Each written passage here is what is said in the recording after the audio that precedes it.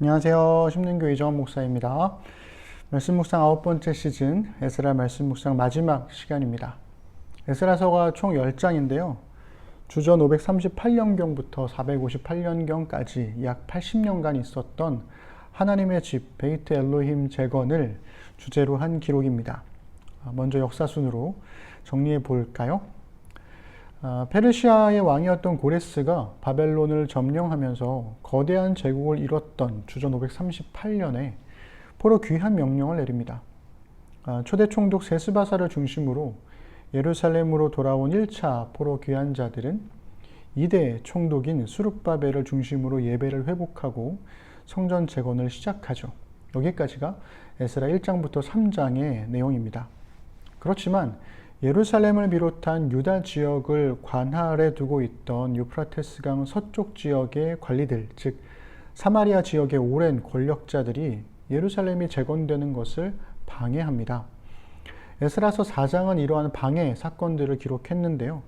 문제는 성전 재건이 완공된 주전 515년까지의 기록이 아니라 더 먼 훗날, 그러니까 훗날 아닥사스다 왕 통치기의 느헤미야 시대에 있었던 성벽 재건 방해 사건까지 함께 기록을 했다는 겁니다.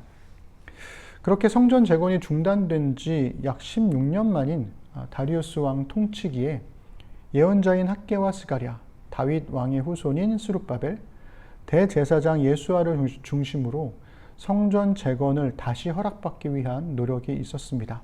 결국 주전 515년에 성전 재건을 완공하고 6월절을 지키면서 에스라 전반부가 끝이 나죠.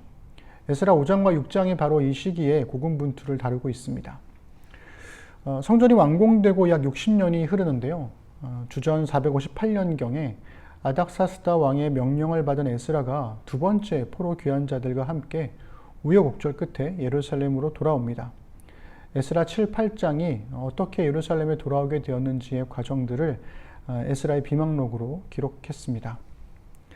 그렇지만 에스라가 예루살렘에서 와서 본 현실은 사로잡혀 갔다가 돌아온 백성들이 다시 예루살렘에 정착해 오던 지난 60년의 과정에서 오래전에 가나안 땅에서 정착하면서 겪었던 역겨운 일을 당연한 듯이 재현하며 살아가고 있었다는 겁니다.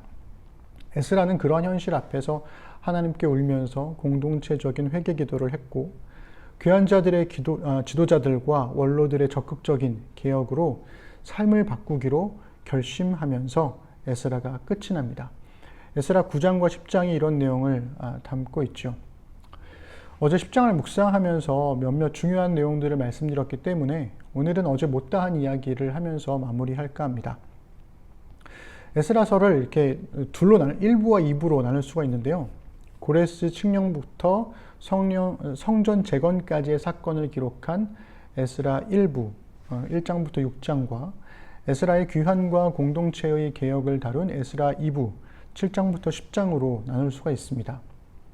1부에서 자주 나오는 키워드가 기쁨과 즐거움이라면 2부에서는 하나님의 손이 자주 나옵니다.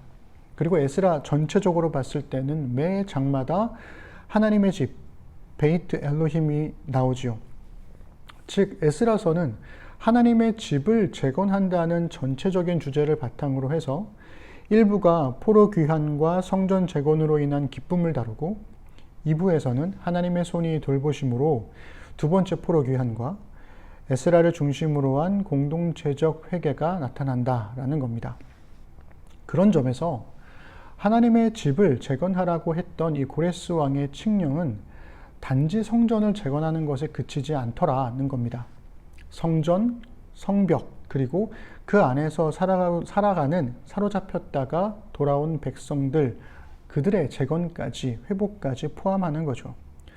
이는 마치 하나님께서 수많은 사람들 중에서 아브라함을 불러서 세상을 위한 복이 되라 하신 것처럼 수많은 민족 중에서 이스라엘 백성을 불러서 하나님의 나라가 되라 하신 것처럼 이스라엘 백성 중에서도 사로잡혀 갔다가 돌아온 백성들을 불러서 하나님의 집이 되라 하신 것과 같습니다.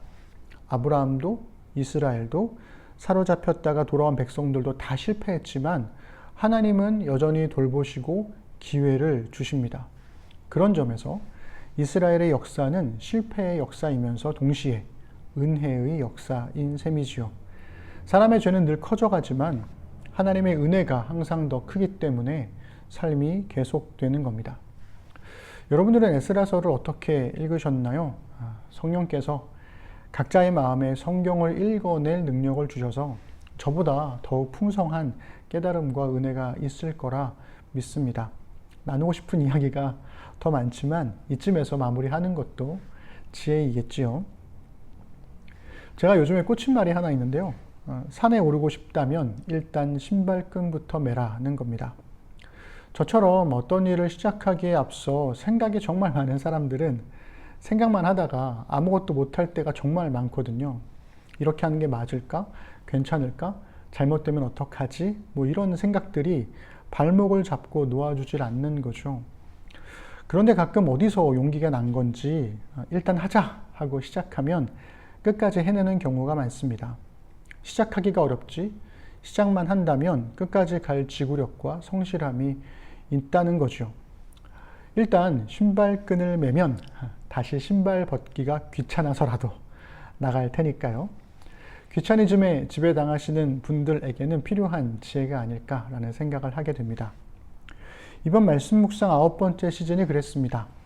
또 다른 변화의 시기에 말씀 묵상을 할 수 있을까 등등의 생각들에 머뭇머뭇거리다가 더는 안 되겠다 싶어서 무턱대고 그냥 시작했는데 역시나 좋았습니다. 몸에 든 영혼에 든 좋은 것들은 시작하기가 힘들지 하고 나면 좋다는 걸 알게 되는 것 같아요. 에스라를 어떻게 마무리하면 좋을까 생각하다가 써놓은 글들을 처음부터 읽어봤습니다. 아니나 다를까 첫 회에서 에스라가 6장에서 처음 나온다고 잘못 말했더라고요. 7장에서 나오는데 성실하면 되는데 꼼꼼함은 갈수록 떨어지는 것 같아서 조금 서글펐습니다. 쓸까 말까를 고민하면서 걸러냈던 생각들, 막상 써놓았는데 마음에 들지 않는 문장과 표현들이 여기저기서 발견되더라고요. 그렇다고 어쩌겠습니까? 이미 지나온 길인데. 그래서 말씀 묵상을 끝내고 나면 늘 아쉬움이 남지만 하면서 누렸던 이 감사함으로 이 아쉬움들을 덮어보려고 합니다. 유튜브 채널에 매번 댓글이 달려서 깜짝 놀랐어요. 누구지? 하고 들어가서 보니까 오묵완이라고만 써놓았더라고요. 알고 보니까 이번에 결혼한 가연이었습니다. 오묵완, 이게 뭘까? 그러다가 이게 오늘 묵상 완료가 아닐까라고 추측을 해보게 됐는데요.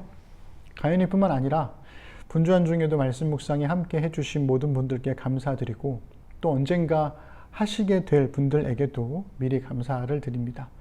스스로 말씀을 읽고 묵상하는 데 도움이 되면 그것으로 저의 몫은 다 했구나 라는 생각을 하게 되고 그것으로 충분하다고 생각합니다. 10월에 말씀 묵상 10번째 시즌 느헤미야로 다시 만나겠습니다. 감사했습니다.